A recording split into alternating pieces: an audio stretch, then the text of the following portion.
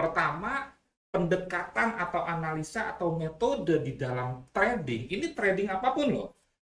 Forex, gold, cryptocurrency, saham, dan lain sebagainya, termasuk dagang daging, dagang cabai, sebetulnya sama. Ada 3 pendekatan. Pertama, teknikal. Urusannya teknikal dengan apa sih? Chart. Urusannya dengan kita mengetahui pergerakan harga di masa lampau yang direpresentasikan dalam bentuk grafik, bukan angka. Karena kalau angka kita pusing. Tapi kalau grafik kan sangat membantu kita. Dengan melihat pergerakan harga di masa lampau dalam bentuk grafik, misalkan candlestick, kita memperkirakan, bukan memastikan, bahwa polanya akan berulang. Jadi urusannya teknis. Itu yang disebut dengan technical, history repeat itself, umpamanya, bahwa sejarah akan berulang. Itu pendekatan teknikal. Pendekatan yang kedua, fundamental. Apalagi nih fundamental? Kalau fundamental tuh lebih ke arah, kalau di forex, ini yang agak berbeda dengan saham dan lain sebagainya, karena dia mata uang dan levelnya dunia, kita melihat situasi ekonomi dunia. Kalau kita misalkan trading USD, kita harus melihat situasi ekonomi Amerika Serikat.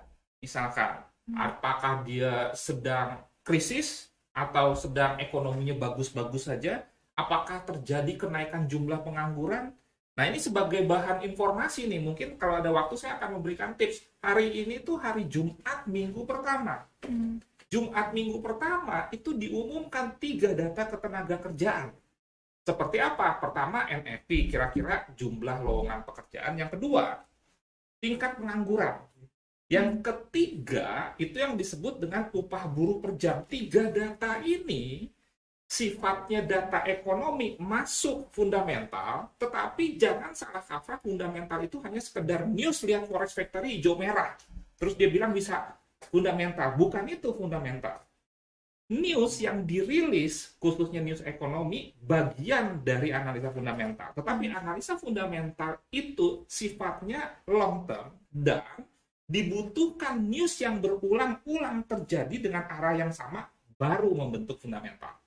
Contoh misalkan, ternyata tingkat pengangguran Amerika naik. Apakah kita langsung bilang Amerika menghadapi ekonomi yang memburuk? Belum tentu. Kalau misalkan 2-3 kali pengumuman sebelumnya bagus, artinya tingkat pengangguran menurun. Pas di bulan keempat turun, kita nggak bisa langsung cap bagus tanpa melihat 3 data sebelumnya dong. Nah, kebanyakan orang menganggap news itu fundamental. Padahal enggak, kita harus melihat data umpamanya 1 kuartal. 1 kuartal itu 3 bulan. Data 1 tahun. Baru kita bisa merumuskan ekonomi negara ini kurang baik, sehingga berpotensi mata uangnya akan lemah. Jadi ini fundamental nih. Agak sedikit lebih sulit dibandingkan teknikal. Dan datanya kita harus cari sendiri. Kemudian kita olah. Kalau teknikal disediakan oleh aplikasi broker. Betul nggak? Misalkan HSB ada aplikasinya yang sangat bagus tadi, namanya apa? AX Trade ya. Nah itu disediakan oleh HSB dan itu bagus sekali. Tinggal nanti kita harus membiasakan diri menggunakan aplikasi tersebut karena itu tools. Itu untuk analisa teknikal. Tetapi untuk analisa fundamental, kita butuh data lagi. Bagaimana tingkat pengangguran Amerika? Kita harus cari. Setelah kita cari, maka data itu harus bisa kita baca, bukan hanya sekedar data. So, umpamanya nanti malam, tingkat pengangguran Amerika misalkan bertambah. So what? Apa efeknya kepada US dollar? Itu yang harus bisa diterjemahkan. Sehingga ujung-ujungnya nanti kita bisa entry menggunakan teknikal atau fundamental atau gabungan keduanya. Nah, yang ketiga, ini yang makin susah, yang disebut dengan sentimental, sentimen, lebih ke arah psikologi market. Saya ambil contoh di saham umpamanya. Saham umpamanya BCA. Secara teknikal, fundamental bagus, tetapi misalkan terjadi ras. Ras itu apa sih? Penarikan dana dalam jumlah besar-besaran. Mau sebagus apapun teknikal fundamental, tetapi kalau masyarakat merasa tidak secure, tidak nyaman, itu saham BCA jatuh. Teknikal bilang trennya naik, fundamental nilai bukunya bagus, tapi kalau terjadi ras, kira-kira menurut Vira gimana? Turun juga. Ya, turun kan? Nah, itulah sentimental. Sebaliknya, COVID misalkan, wah bisa menghambat pertumbuhan ekonomi, krisis. Ternyata kalau kita lihat indeks saham naik tuh. Kebalikan dari yang tadi ya, teknikal fundamentalnya bagus. Tapi terjadi sebuah peristiwa yang mengkhawatirkan masyarakat, ras umpamanya. Makanya ras ini berbahaya, isu ras ini. Maka dia jatuh. Sebaliknya, mau sejelek apapun kondisi ekonomi, tapi kalau masyarakat yakin, dia beli. Ingat bahwa harga bergerak karena adanya transaksi. Transaksi apa? Pembelian atau penjualan. Nah, ini kira-kira rangkuman teknikal fundamental sentimental. Sebetulnya materi hari ini cukup berat untuk dibahas 1 jam. Saya harus pinter-pinter menyampaikannya dengan singkat padat nih. Nah, tapi paling tidak, saya mau meletakkan dasar, paling tidak Anda masuk dunia forex gold tahu, oh ada teknikal ya, oh ada fundamental ya, oh ada sentimental ya. Makanya nanti jangan bingung, umpamanya teknikal fundamental bagus, tapi itu mata uang tetap jatuh.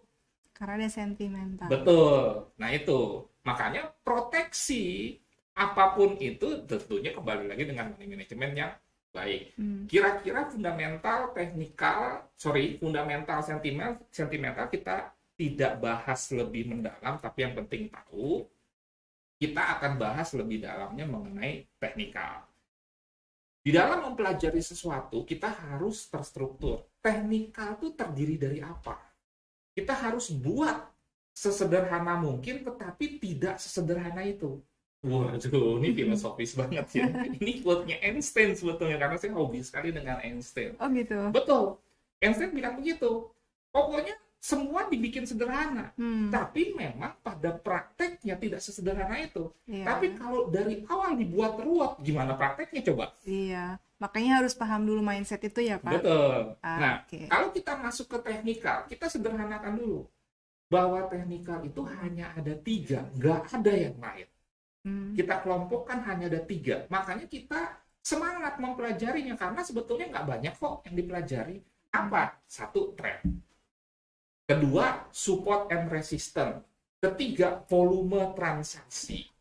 Nah, khusus di forex gold, volume transaksi ini tidak bisa diketahui secara persis.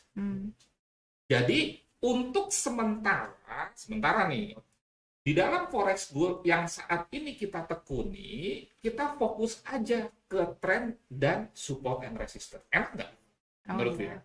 Lebih mengerucut sih, Pak, jadinya. Betul. Hanya itu aja. Dan 2 inilah yang harus bisa kita jawab. Terlepas soal salah benar dari awal sebelum kita entry. Jadi tipsnya tanyakan kepada diri sendiri. Misalkan nih kita melihat Euro USD. Contoh. Tanyakan kepada diri sendiri, trennya apa?